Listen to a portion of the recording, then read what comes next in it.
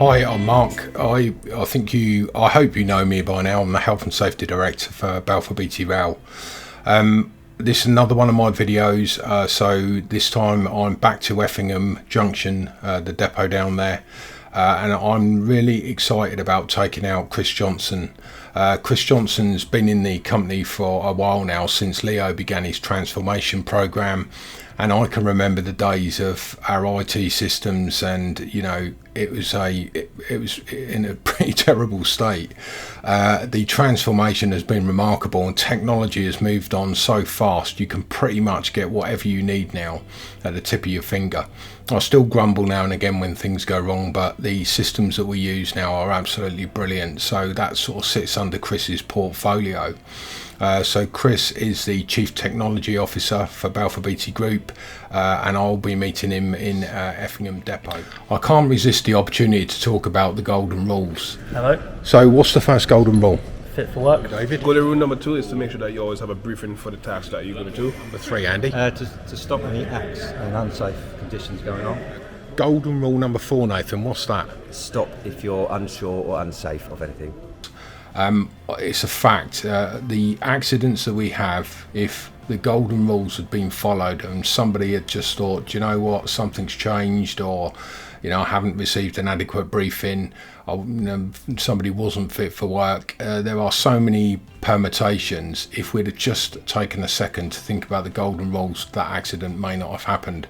So the golden rules are really important, and I ask you to remember those. And then the second one is slips, trips and falls. It sounds like I'm talking to one of my children when I say it, but it is a fact. Over half of our accidents are through people tripping over. Equipment in the forefoot, slipping over on ballast, slipping, getting into machines, boots not done up properly, oil on the floor. So I just ask you to have a think about slips, trips and falls. So adequate footwear with a good tread on your shoe or your boot, whatever you're wearing, depending whether you're going into the office or out onto site. And if you're wearing safety boots, you know, make sure you've got a decent sock that secures your ankle as you lace the boot up.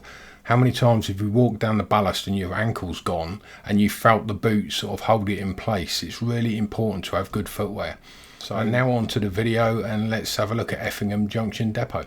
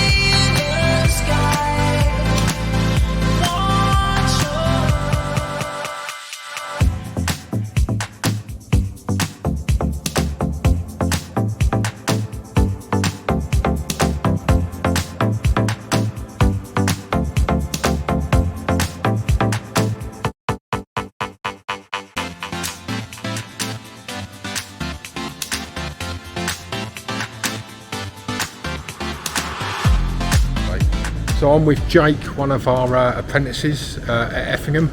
So what are you up to today, Jake? So we're doing our abrasive wheel training. So we've just done the theory and we're just onto the practical now. So we're using the wheel over there and the angle grinders, which are located over there. And are you enjoying yourself?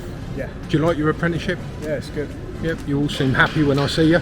Yeah. All right, thanks. I won't take up no more of your time. Thanks, Jake. Thank you.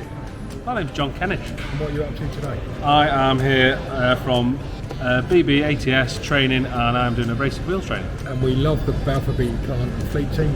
Yeah. You do a fantastic job. Thank you. Yeah, nice to see you today. Yeah.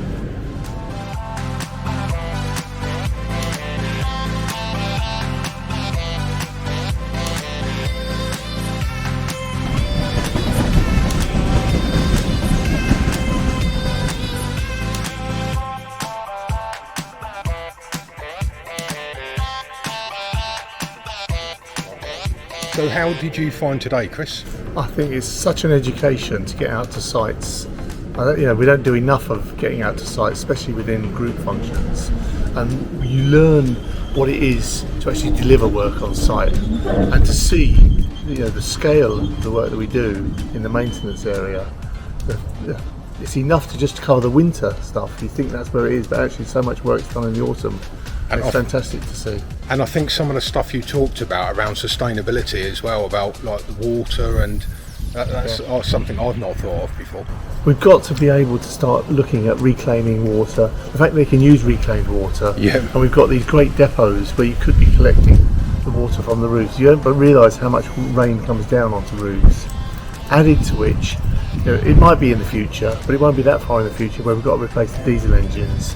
And the fact that each of the units runs separately, and you've got the unit for the weed killing, and you've got the unit for the engines sitting separately, you can actually change one without having to change everything. Yeah, I really appreciate you giving your time today. I know you're a really busy guy, so thanks for coming down to Effingham. It's really, as I say, it's an education, and it's such a joy to catch up with the guys who are out here doing the real work. Thanks, Chris.